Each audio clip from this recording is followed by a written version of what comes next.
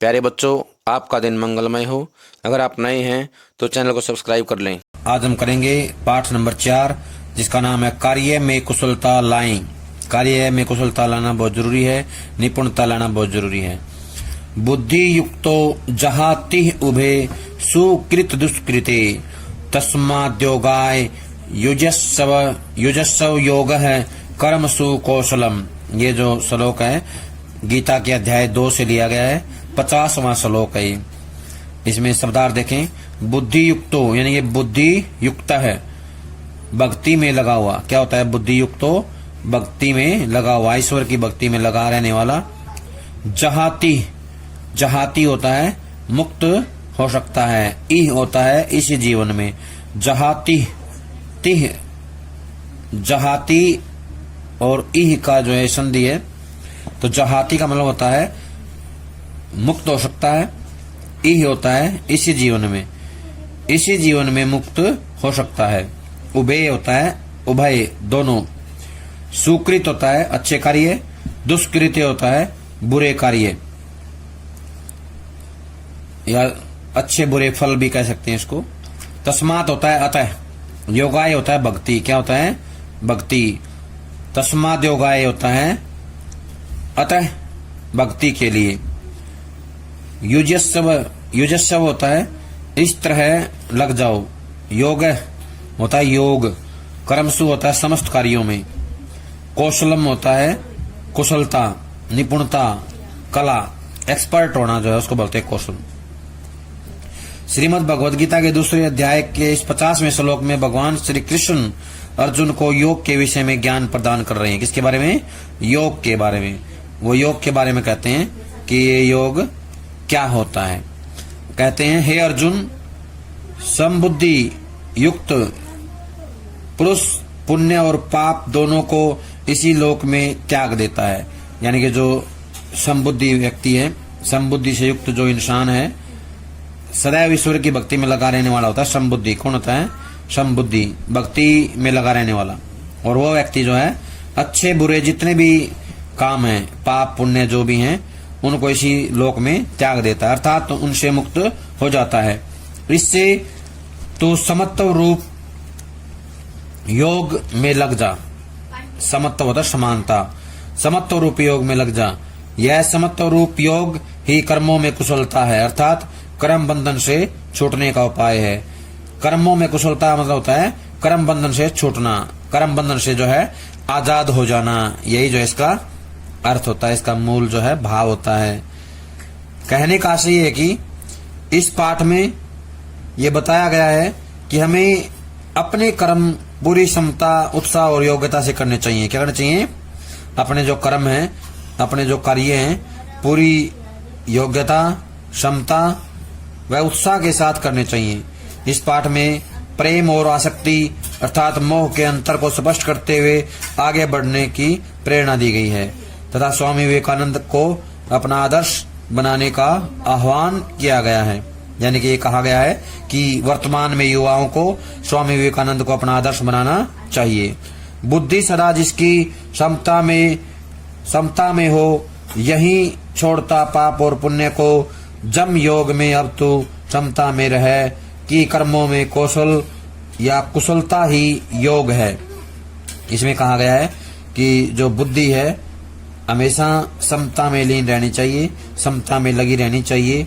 जिस व्यक्ति की बुद्धि जो है समता में लगी है, यानी कि भक्ति में लगी है, ईश्वर में लगी है, वो व्यक्ति जो है पाप और पुण्य को इसी धरती पर त्याग देता है, छोड़ देता है जम योग में, और वो जो है अपना ध्यान योग में लगा लेता है और समता में बनाए रखता है।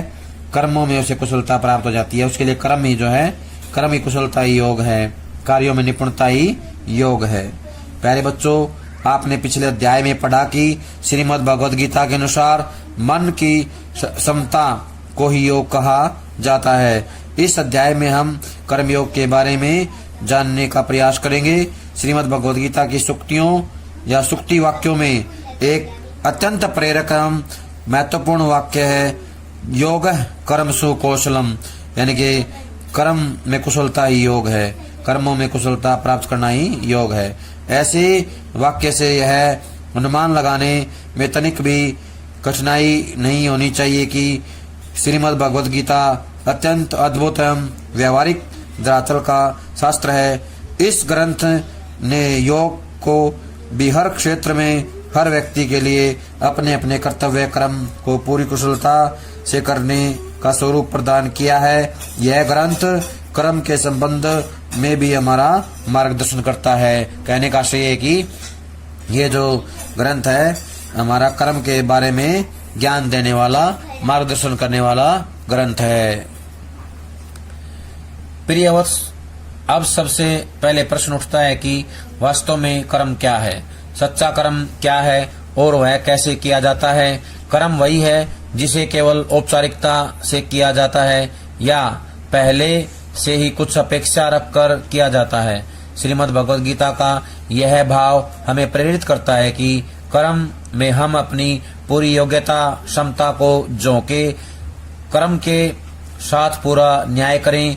ऐसा करने पर आप पाएंगे कि आपके द्वारा किया गया प्रत्येक कर्म बहुत अच्छा परिणाम और सम्मान देता है। कर्म को मात्र औपचारिक रूप देना किसी भी दृष्टि से अच्छा नहीं।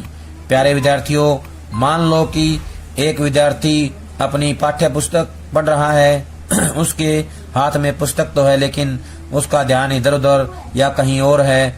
अब आप स्वयं सोचकर बताओ कि क्या वह विद्यार्थी अपनी पढ़ाई के साथ न्याय कर पाएगा। निश्चित रूप से ऐसी पढ़ाई से उसे वांछित परिणाम भी प्राप्त नहीं होंगे। कहने का आशय है कि ऐसे पढ़ाई करने वाले बच्चों को अच्छे नंबर नहीं प्राप्त होते हैं। आप स्वयं भी ऐसी दिखाने वाली पढ़ाई से सहमत नहीं होंगे। ऐसी स्थिति में गीता के सूक्त वाक्य योगः कर्मसु कौशलम का तात्पर्य यह हुआ कि एक विद्यार्थी के रूप में आप अपनी पढ़ाई या अन्य किसी भी क्षेत्र में अपने कर्तव्य के साथ पूरा न्याय करो।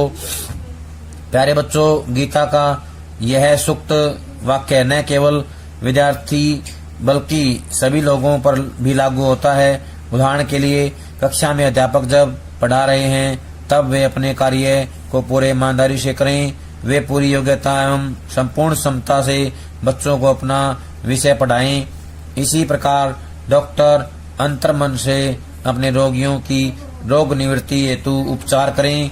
हर क्षेत्र में हर व्यक्ति अपने कार्य के प्रति ईमानदार हो, निष्ठावान हो, कर्मठ हो तो निश्चित समझें कि गीता ही जीवन का गीत बन जाएगा। यानी कि जो गीता के अंदर जो ज्ञान है, गीता के अंदर जो बातें कही गई हैं, उनके माध्यम से गीता एक गीत बन जाएगा।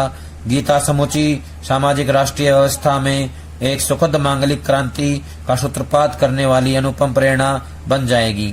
गीता का यह सूक्ति वाक्य वास्तव में सबको एहसास करवाता है कि गीता का एक ही वाक्य कितना बड़ा परिवर्तन ला सकता है। आवश्यकता केवल इस बात की है कि इसे जीवन में भी व्यवहृत किया जाए। प्यारे बच्चों, यही गीता का कर्म योग है। कर्म को धर्म बनाने या कर्म को ही पूजा बनाने वाला यही गीता का मूल मंत्र है। हमें अपने अपने कर्म पूरी निष्ठा, क्षमता और कुशलता से करने चाहिए। ध्यान रखो कि दिखाई देने वाला अच्छा और बड़ा कर्म भी गीता की दृष्टि से योग नहीं है यदि उसमें उचित ईमानदारी और निष्ठा नहीं है। उचित ईमानदारी और निष्ठा से ही क्या होता है, कर्म योग बनता है। कोई सेवाधिकारी मंदिर में भगवान की पूजा कर रहा है और यदि वह अपने कार्य को भक्ति के भाव से नहीं कर रहा, न उसमें पूरा ध्यान दे रहा है, लेकिन दूसरी ओर एक सफाई कर्मी इस सेवा को भी अपना सौभाग्य और भगवान की कृपा मानकर पूरी निष्ठा से कर रहा है, तो वह सफाई कर्मी ही गीता का सच्चा कर्मयोगी माना जाएगा। हे भारत की भावी ऊर्जा, कर्म के संबंध में दो महत्वपूर्ण कारकों प्रेम और आसक्ति के बारे में चर्चा करना आवश्यक प्रतीत होता है। हमारे लिए यह अच्छा रहेगा कि हमारे मन में घर परिवार स्वजन आदि से प्रेम हो, आसक्ति नहीं। आसक्ति होता है लगाव, मोह। आसक्ति मोह से जुड़ी होती है, इसलिए इसे मोहाशक्ति कहते हैं, यानी कि प्रेम की शक्ति। प्रेम में दूसरे के सुख की चिंता होती है, जबकि मोहाशक्ति में अपनी सुख सुविधाओं की।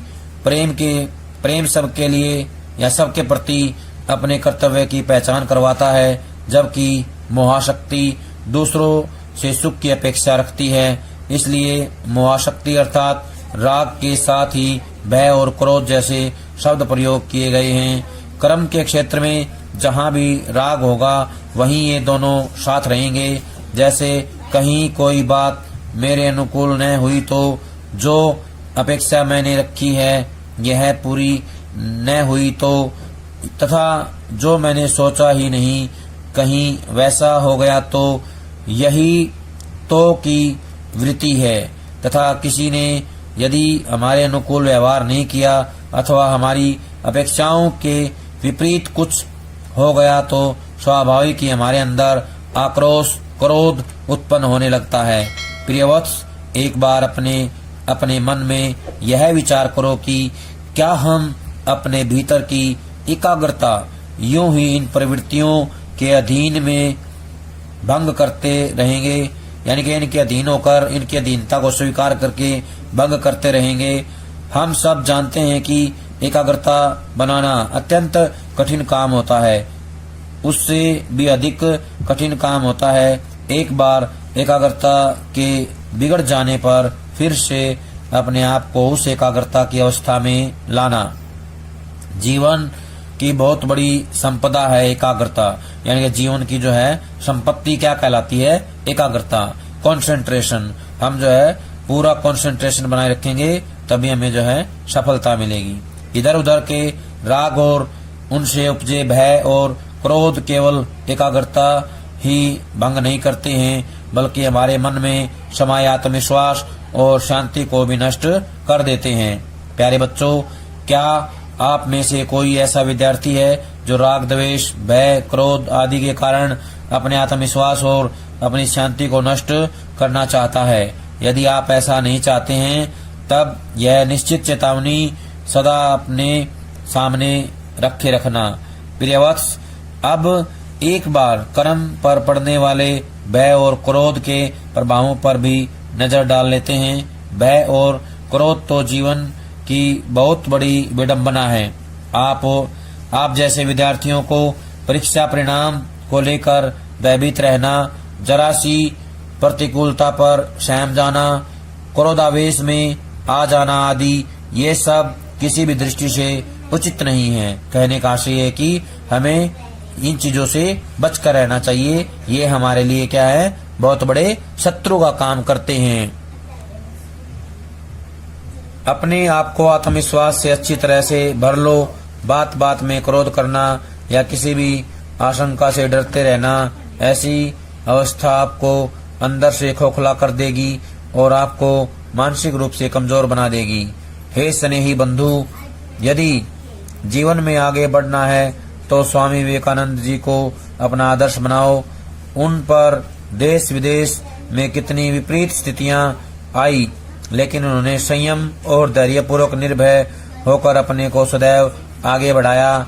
उनके इसी आत्मविश्वास के कारण समूचे विश्व में उस समय भारत का अथाह सम्मान बढ़ा, जबकि उस समय भारत परतंत्र भी था।